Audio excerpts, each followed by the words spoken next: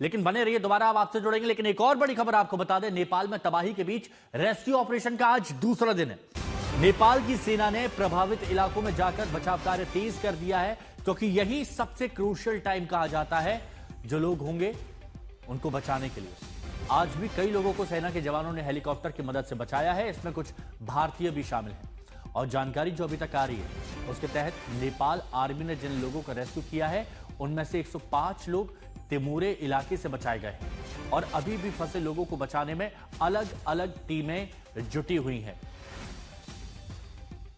जब सैलाब आया उसने बहुत सारी जिंदगियों को तो लीला है, लेकिन उसके साथ लोगों की माल मत्ता भी छीन ली। यहाँ ये परिवार है, ये लोग 15 साल से यहाँ पर रहते हैं। देखिए बच्चा है छोटा सा और 15 सालों से ये इनका घर है। अब पानी देखिए आया होगा। अभी मैं नदी का स्तर एक बार जरा कैमरा उधर घुमा के दिखाता हूँ। अभी नदी का स्तर देखिए कितना कम है, बिल्कुल पानी नीचे है। आपको लग रहा होगा 8 से 10 फीट गहरा पानी होगा। अब आप ये सोचिए कि उस स्तर से लेके जब सैलाब आया होगा तब पानी का जो स्तर था वो यहाँ तक पहुंचा है।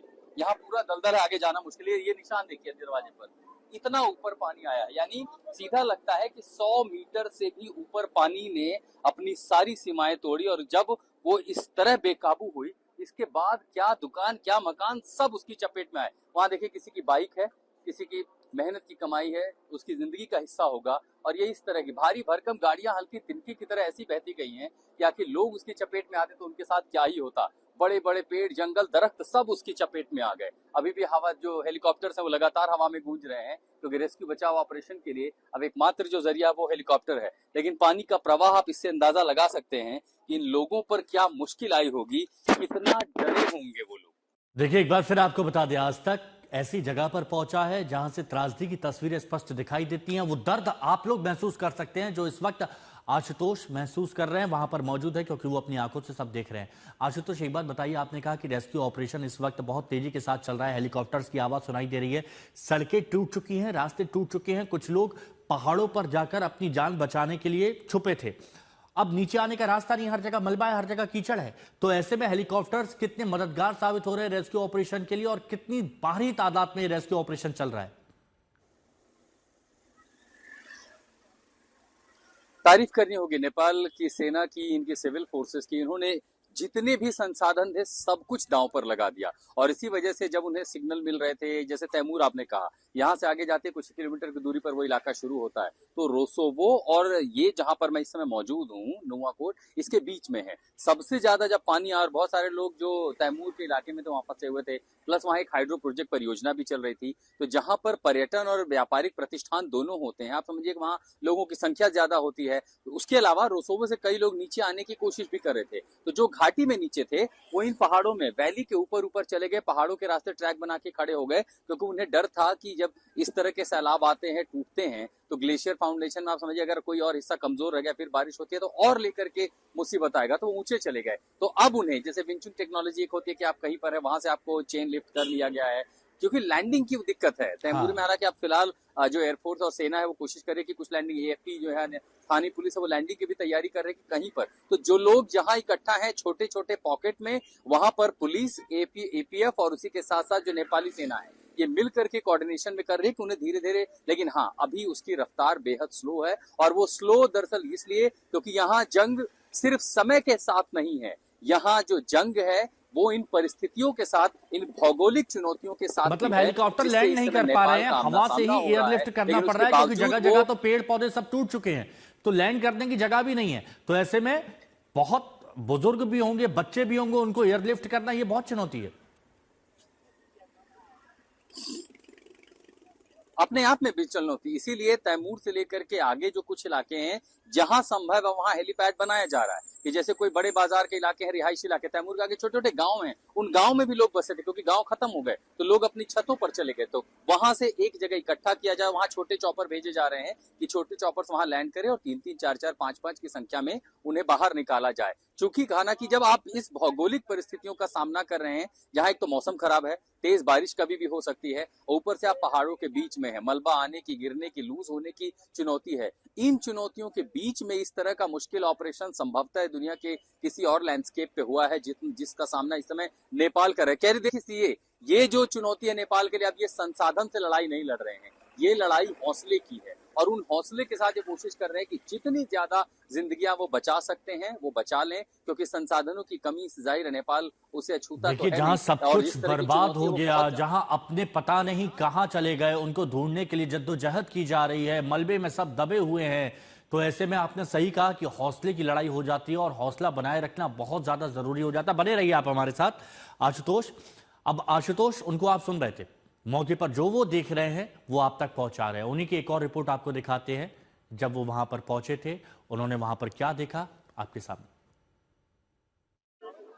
नेपाल में ये अब तक का सबसे मुश्किल ऑपरेशन है और सारा दारोमदार नेपाल की सेना और उसके साथ एयरफोर्स पर है कि वो व्यवस्था क्यों करे, क्योंकि जो रास्ता है वो बहुत मुश्किल है, वहां पहुंचना मुश्किल है। और ऐसे में जितने हेलीकॉप्टर तैनात किए गए इन सब की प्राथमिकता ये है कि दरअसल रोसोमो से लेकर के आगे के जो इलाके में कहूँगी, जरा आगे की देखिए, यहाँ से 14 से 15 हेलीकॉप्टर जो हैं, जिसमें नेपालिजामी और उसके जो सिविलियन अथॉरिटीज हैं उनको भी शामिल किया गया है। रास्ता खराब है तो कोशिश ये की जा रही है कि मलबे में जितने लोगों को ढूंढा जा सके, या वो लोग जो आसपास उन प्रभावित इलाकों में दिखाई देते हैं, क्योंकि आगे 50 किलोमीटर का पूरा इलाका तबाही से भरा हुआ है। लेकिन एक दूसरी तरफ जो मानवता की सबसे बड़ी त्रासदी, मानवीय त्रासदी जिसे हम कहते हैं, इसमें दिखाई देती है वो ये कि ये वो लोग हैं जिनके अपने कहीं हाइड्रो प्रोजेक्ट में काम कर रहे थे, कहीं 50 किलोमीटर का जो लंबा ट्रेन अलग अलग जगह काम कर रहे थे, उन्हें अपनों की तलाश है, वो कहाँ हैं। तो यहाँ पर आर्मी ने एक बेस कैंप बनाया हुआ है, यहाँ पर इंफॉर्मेशन सेंटर बनाया गया है। ये लोग अपनों को तलाश कर रहे हैं क्योंकि उनके बारे में कोई जानकारी नहीं, कोई जानकारी है वो यहाँ देते हैं, कोई जानकारी है वो यहाँ आते हैं। लेकिन सबसे ज्यादा उम्मीद बनती है जब ये हेलीकॉप्टर आते हैं, इस उम्मीद के साथ अगर वो आए हैं तो किसी अपने को लेकर के जरूर आएंगे। नेपाल के लिए ये बेहद मुश्किल समय है और हर कोई मिलकर के दुआ कर रहा है कि ज्यादा से ज्यादा लोगों को बचाया जा सके। सैकड़ों मिसिंग हैं, 150 से ज्यादा मारे गए हैं। उसके बावजूद इन उम्मीदों में तमाम लोगों का जमावड़ा है कि जब भी हेलीकॉप्टर आएगा किसी न किसी को जीवित से लेकर जरूर आएगा। आशुतोष हमारे सहयोगी हमारे साथ में बने हुए हैं, और देखिए जो ये रिपोर्ट थी ये बहुत अहम थी और इसी पर हम बात भी करेंगे। आशुतोष, आपने बताया बहुत सारे लोग, और हम देख रहे थे इस रिपोर्ट में बहुत सारे लोग थे जो इंतजार कर रहे थे अपनों का, जो पता नहीं कल मलबे में कहां बह के चलेगा, जिनका इंतजार किया जा रहा है। लेकिन वो नुआकोट की तस्वीरें अभी हम देख भी रहे हैं। अब ये हालात देखिए कैसा हो गया है। ये आशुतोष बता रहे हैं कि रंग बिरंगी इमारतें थी, रंग बिरंगी बिल्डिंग थी, साफ पानी था, बहुत साफ स्वच्छ पानी था कल बहता हुआ। लेकिन अब आप देखेंगे अब हर जगह मटमैला, सब कुछ तबाही भरा मंजर। आशुतोष अभी रिपोर्ट देख रहे थे, वहां पर बहुत सारे लोग थे, कुछ माताएं बहनें सब इंतजार कर रहे थे एक उम्मीद भरी निगाहों से कि शायद कोई अपना आ जाए। वो पल कैसा था जो आपने अपनी आंखों से देखा, जहां पर लोग इंतजार कर रहे हैं कि शायद कोई अच्छी खबर मिल जाए और उनका अपना बच जाए?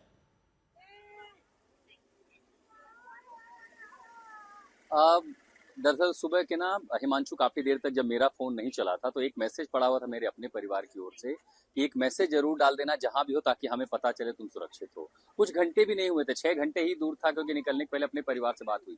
ये वो लोग हैं जिन्होंने वो मंजर अपनी आंखों से देखा।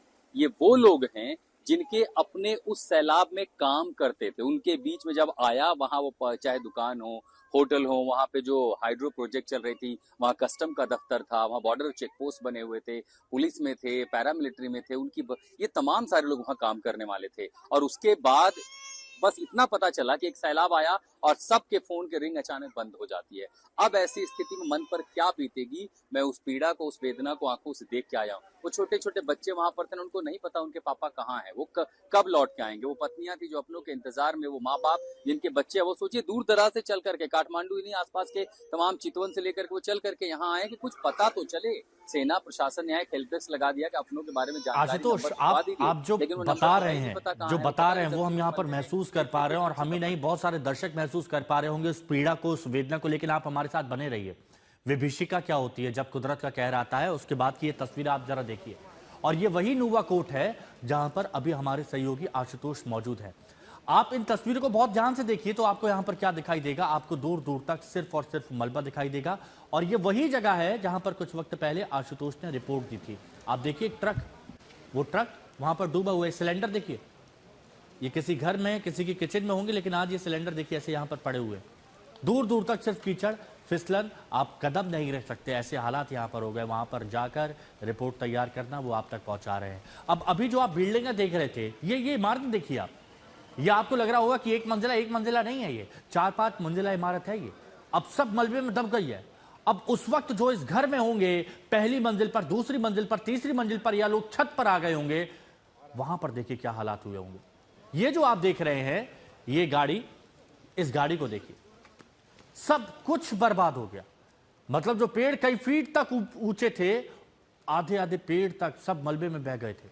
उन घरों की आप हालत देखिए जो 4-4, 5-5 मंजिला, जहां पर कई लोग परिवार रहते होंगे, वो कहां हैं किसी को नहीं पता। अगर कोई बच गया तो वो इस आस में है कि शायद किसी अपने की कोई खबर मिल जाएगी, और इसीलिए वो कैंप्स तक पहुंच रहे हैं। जब हेलीकॉप्टर उतरता है तो वो उम्मीद करते हैं कि शायद उनका कोई परिजन अचानक उन्हें दिख जाए, और इसी उम्मीद में वो इस वक्त जिंदा है, इसी उम्मीद में वो आस लगाए बैठे हैं। ये एक तस्वीर आप देखिए, कितने घर, कितनी बहुमंजिला इमारतें, लेकिन आज सब एक रंग में रंग गई है, सब मटमैले कलर में है, सब देखिए कीचड़ में, और हर जगह सिर्फ बर्बादी आपको दिखाई देगी और कुछ आपको दिखाई नहीं देगा।